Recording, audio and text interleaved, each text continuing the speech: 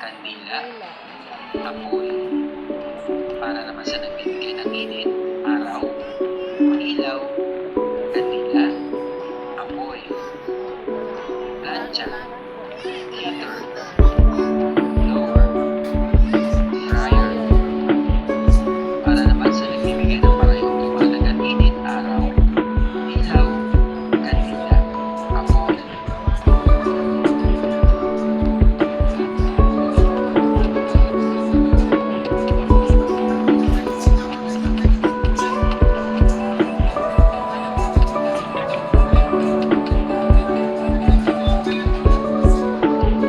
Para sa gawain sa pagkatutubi ng tatlo, basahin mabuti ang bawat pangungusap. Isulat ang check kung ito ay nagsasaad ng gamit ng liwanag at init, at X naman, hindi. Number 1. Magpapatuloy ang ilang gagawin sa pagbilad nito sa arawan. Check. Number 2. Nakikita natin ang mga bagay sa paligid at nagagawa ang mga bagay-bagay dahil sa liwanag at init. Check. Number 3. Kailangan ng halaman ang sikat ng araw upang makagawa ito ng sarili niyang pagkain. Check. Number 4. Ang power plants ang pinagagalingan ng kuryente na dahilan upang magkaroon ng ilaw ang mga tahanan. Check. Number 5. Maaaring panggalingan ng init ang kalan. Check. Para sa gawain sa pagkatutubi ng 4, suriin ang mga larawan sa ibaba. Tukuyin ang pinanggagalingan ng init at paano ginamit ang init sa bawat gawain na nasa larawan. Gawin ito sa iyong Ano yan? model. Mga gawain, bagay na pinanggagalingan at paano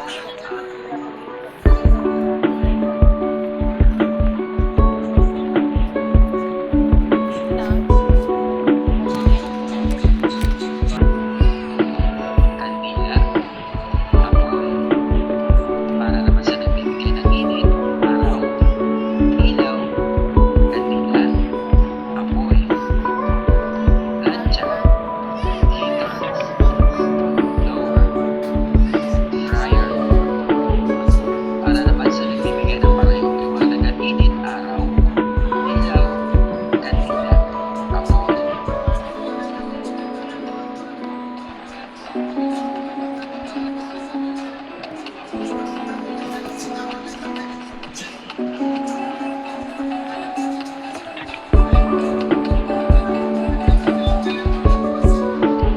Para sa gawain sa pagkatutubi ng tatlo, basahin mabuti ang bawat pangungusap. Isulat ang check kung ito ay nagsasaad ng gamit ng liwanag at init, at X naman kung hindi. Number 1. Magpapatuloy ang ilang gagawin sa pagbilad nito sa arawan. Check. Number 2. Nakikita natin ang mga bagay sa paligid at nagagawa ang mga bagay-bagay dahil sa liwanag at init. Check. Number 3. Kailangan ng halaman ang sikat ng araw upang makagawa ito ng sarili niyang pagkain. Check. Number 4. Ang power plants ang pinagagalingan ng kuryente na dahilan upang magkaroon ng ilaw ang mga tahanan. Check. Number 5. Maaaring panggalingan ng init ang kalan. Check. Para sa gawain sa pagkatutubi ng 4, suriin ang mga larawan sa ibaba. Tukuyin ang pinanggagalingan ng init at paano ginamit ang init sa bawat gawain na nasa larawan. Gawin ito sa iyong Ano yan? model. Mga gawain, bagay na pinanggagalingan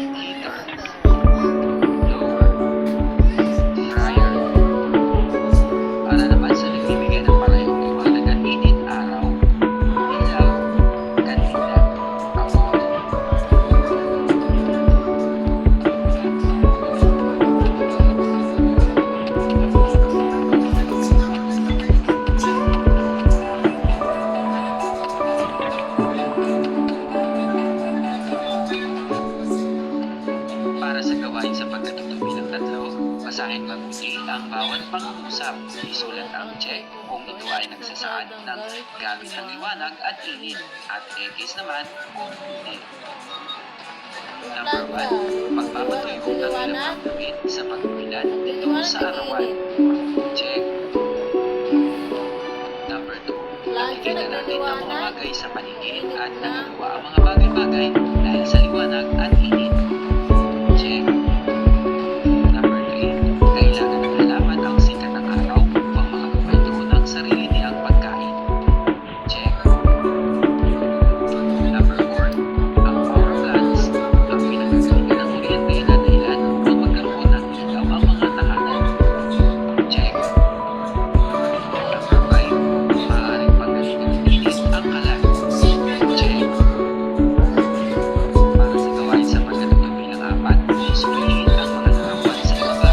Yun ang pinagagalingan ng init at paano ginamit ang init sa bawat gawain na nasa larawan. Gawin ito sa iyo. Ano yan? Mga gawain, bagay na pinagagalingan at paano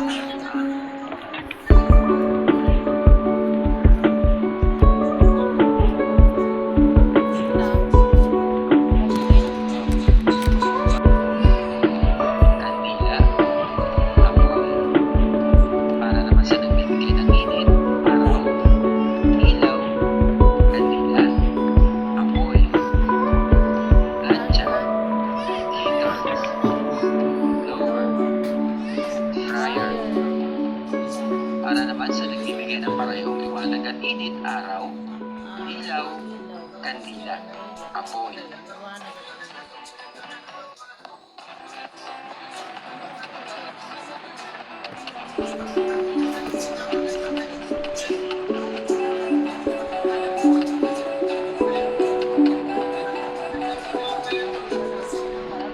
Para sa gawain sa pagkatutog bilang 3, basahin mabuti ang bawat pang-uusap. Isulat ang check kung ito ay nagsasaad ng gamit ng liwanag at init, at X naman kung hindi.